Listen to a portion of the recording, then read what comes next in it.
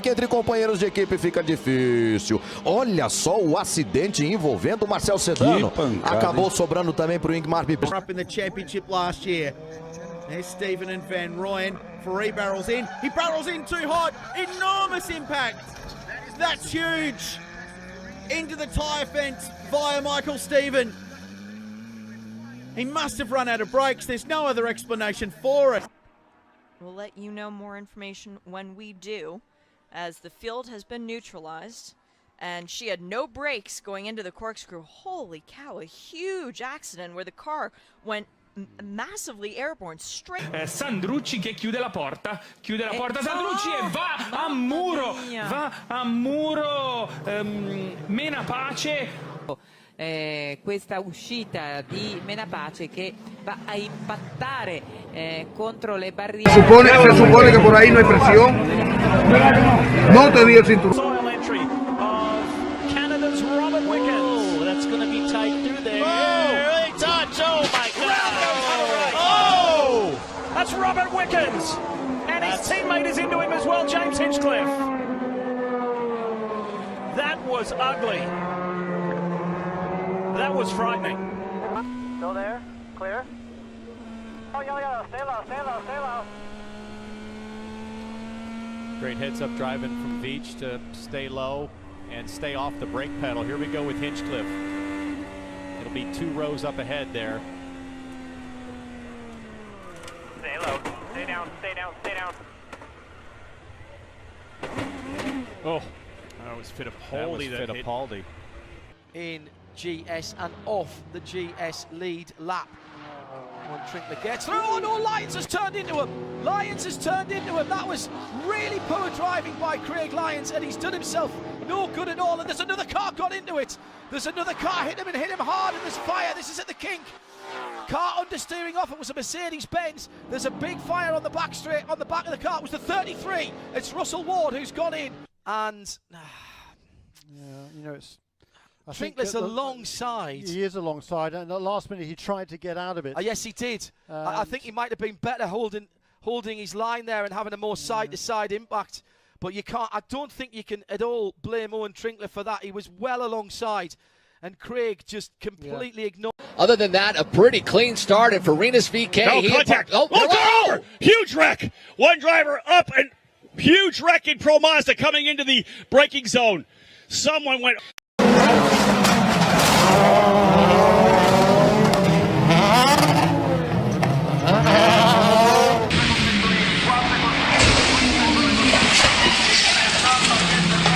Another one interesting project. Oh yeah, I forgot to mention. As in this, we had 2 guys. Whoa! Scuba racing. Just in time.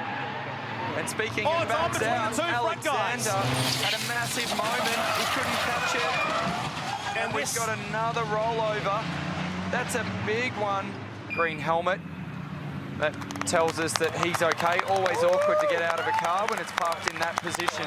But we're always happy to see the drivers get out. So that started really at turn 1. Always the showman. He's the showman. Wait till the helmet comes off. Sailly's up the main straight like a rocket.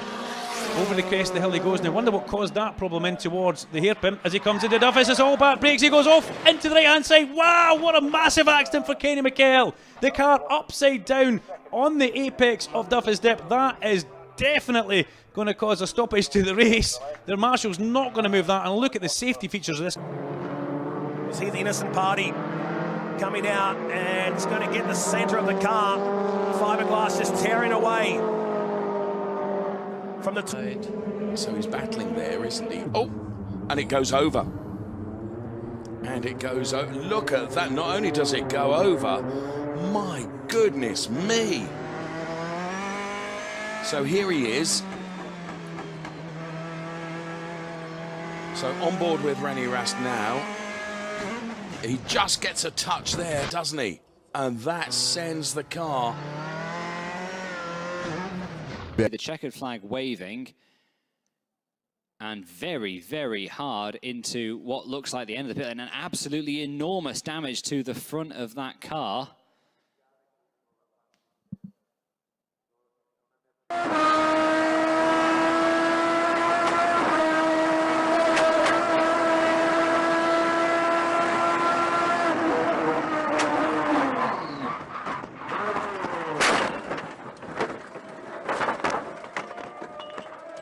5 red lights, the lights go out. Let's Go Racing. All the cars bar one get away, and the one that did not get away and has been really clattered into. Goodness me. Slide going up and an off for the 57, the White Bridge car, and that's a big incident. Ripped off the left front wheel. He's just overdone it, thought he got.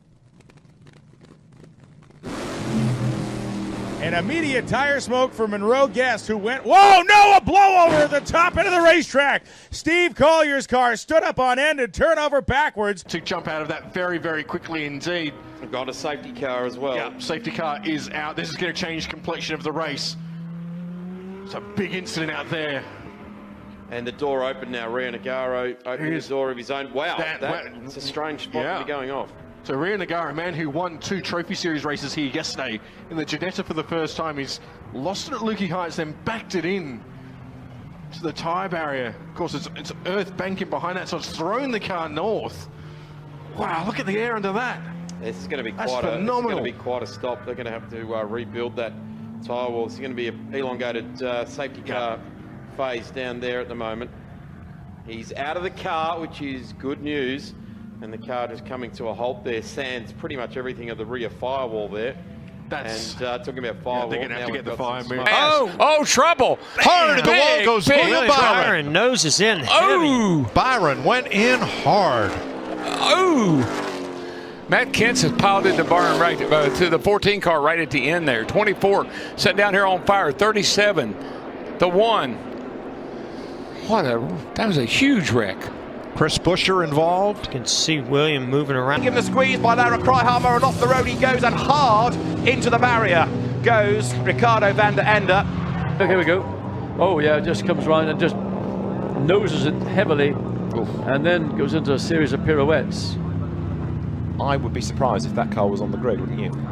Well, we've seen cars. It was wrong coming out of the and corner. he was on the throttle, because you can see, look, the rubber, the inside wheel spinning like mad.